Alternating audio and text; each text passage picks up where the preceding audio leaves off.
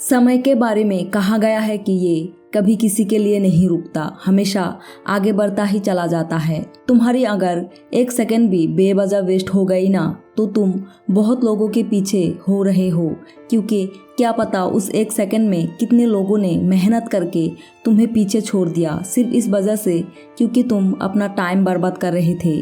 और सबसे बुरी बात क्या है पता है, तुम्हें ये शुरू से पता होता है कि तुम अपना टाइम वेस्ट कर रहे हो, और ऐसा पता होने के बाद भी हम लगातार अपने टाइम का मिसयूज कर रहे हैं। जब हमारे पास टाइम होता है हम तब कुछ नहीं करते, क्योंकि तब हमारे पास सही समझ नहीं होती जिससे हम वक्त और उसकी अहमियत को पहचान सके। और जब समझ आती है ना, तब वक्त हाथ से निकल चुका होता है और केवल पछतावा होता है। तुमने एक कहावत सुनी होगी, अब पछताए क्या हुए जब चिड़िया चुग गई खेत, यानी सही समय पर किया गया काम ही अच्छे रिजल्ट दे सकते हैं। कभी किसी को लगता है कि उसका टाइम अच्छा चल रहा है, तो किसी को लगता है कि उसका टाइम बहुत खराब चल रहा है। लेकिन टाइम कभी बुरा नहीं होता, बस आपको ये पता होना चाहिए कि तुम्हें कब, क्या और कैसे अपना काम करना है। सफल आदमी वही होता है जिसे अपने टाइम का सही यूज करना आ गया हो। हर अच्छे, बुरे, सफल, असफल आदमी के जीवन में उतना ही समय होता है जितना तुम्हारे पास है। ऐसे में समय को बर्बाद करने की कोशिश करना भी मूर्खता है।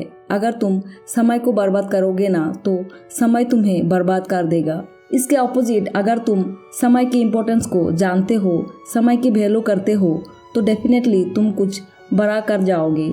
एक्चुअली हमें जो करना है ना, वो चाहे एग्जाम की तैयारी हुई या फिर जॉब के लिए प्रिपरेशन करना हो, कोई भी काम हो, हम डिसाइड तो कर लेते हैं कि हमें करना है, लेकिन हम इसके बारे में आगे काम नहीं करते। कैसे और कब करना है इसके बारे में कोई प्लानिंग नहीं करते या उसको शुरू ही नहीं करते। जब काम करने का मन बना लिया है तो सिर्फ सोच सोच के ये अपना टाइम क्यों वेस्ट कर रहे हो। कल कर लूंगा, आज सो लेता हूँ, कल से पक्का कर लूंगा, बस यही बहाने चल रहे हैं। और यही तुम्हारे कल पर टालने की आदत तुम्हारी सबसे बड़ी दुश्मन है। ये तुम्हारा सिर्फ आज का बहाना नहीं है, ये तुम्हारे डेली के टुडे वेस्ट हो रहे हैं। आज तुम्हारा बर्बाद हो रहा है बस यही सोच के कि यार कर लेंगे, अभी तो बहुत टाइम है, आज नहीं तो क्या हुआ, कल हो जाएगा, कल का दिन तो आना ही है।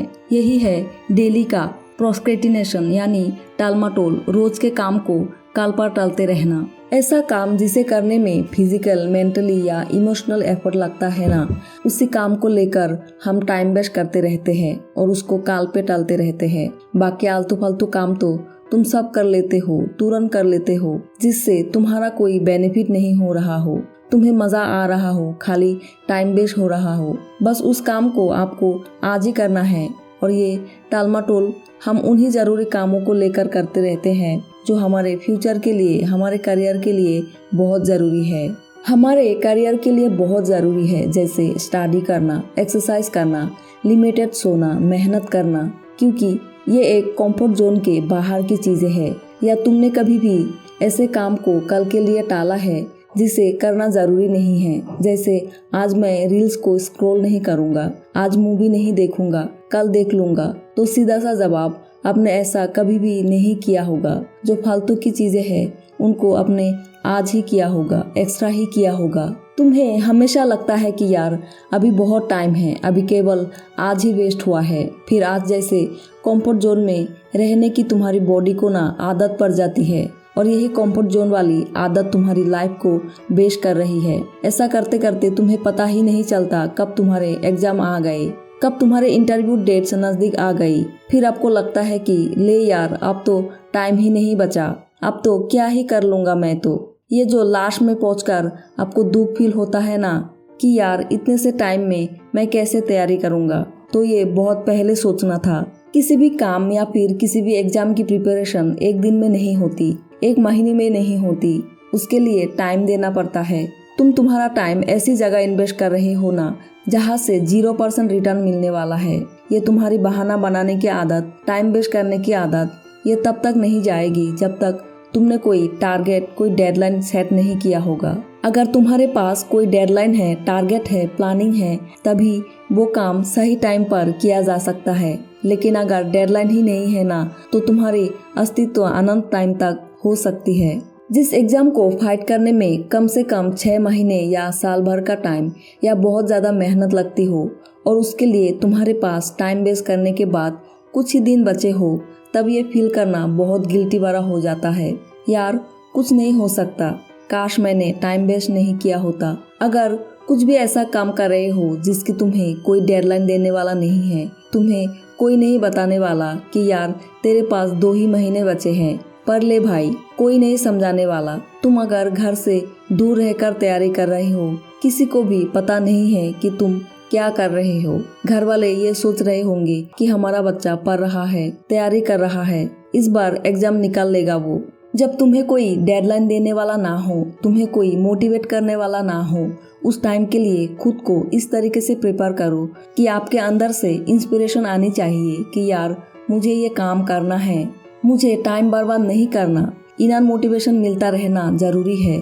आपको हमेशा लगना चाहिए अगर ये मौका निकल गया ना तो मैं आगे क्या करूँ, पूरी लाइफ में इसके बिना कैसे सरवाइव करूँगा। इसीलिए अपने इमोशंस पर, अपने आप पर खुद से कंट्रोल करना सीखो, अपना टाइम खुद से मैनेज करना सीखो। सबसे ज़्यादा ज़रूरी है अपने जीवन को ऐसे रास्ते पर रखो जहाँ पर आप खुद अपने 24 घंटे का मैनेजमेंट संभाल रहे हो।